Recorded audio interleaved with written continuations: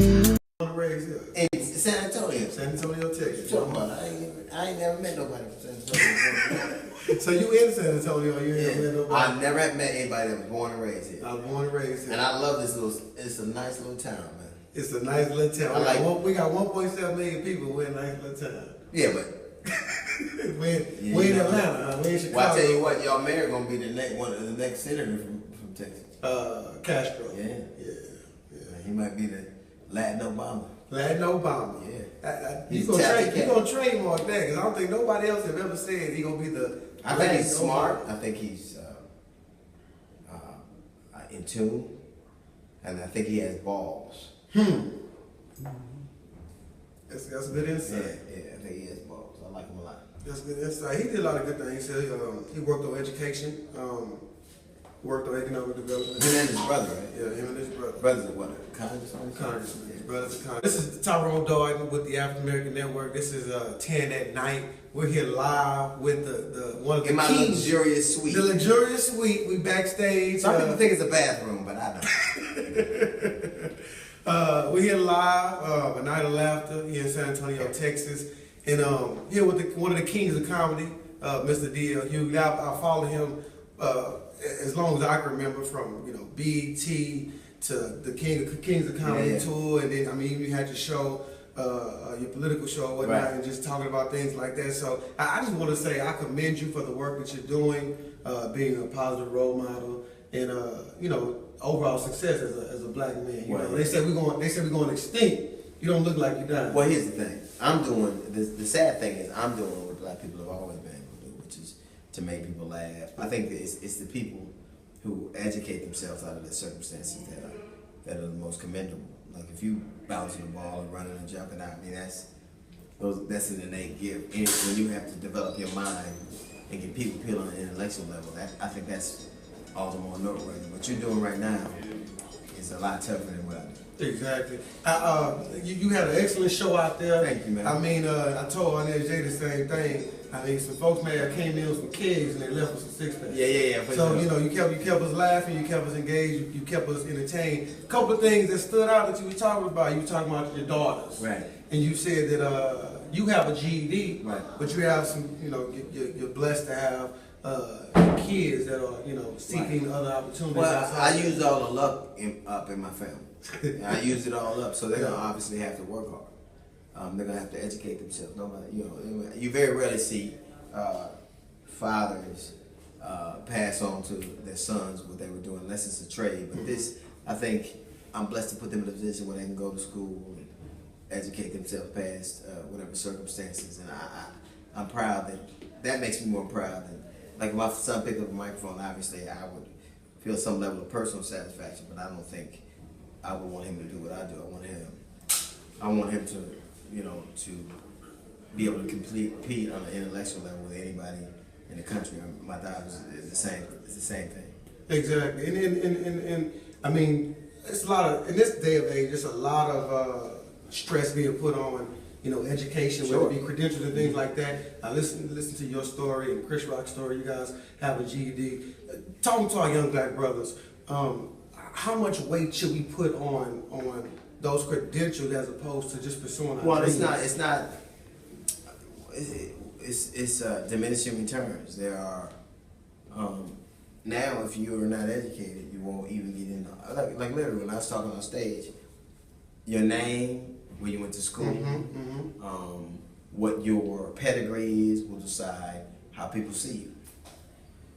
And ultimately, the pool of people who can entertain and run and jump and all that kind of stuff is shrinking. Yes. But there is always going to be a place for people who are educated. If you can do math and you can do science, you can work anywhere for anybody. Like math and science is universal language, much like music.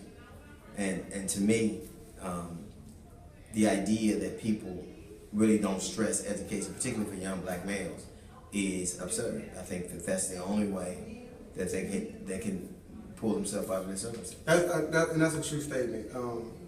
You get out of what you put into it. That's true. In this day and age, whether we accept it or not, it does take more than talent.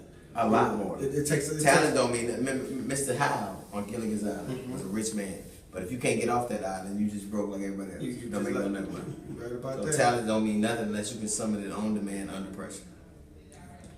Some good words. I hope y'all listening. Some good words. So, real controversial topics going on in our community. Real quick ones. The N word, nigga. I think that's ingrained in America. Okay, I let's think talk about that. I think that honestly, I think that word was built better than almost anything we ever built. It will always exist. Baseball, hot dogs, apple pie, nigga, are all American. You said businesses. this. You said that. When you look at nobody plays with South Americans play baseball. Hot dogs have too many nitrates. Nobody drives American cars anymore. What is left? Nigga. That's it. And I think what we try to do is try to silence things. I'm a proponent of anybody speaking their truth. Like, to me, I don't mind with Charles Barkley having his opinion. But if you're gonna be a spokesperson, you got to know how to spoke.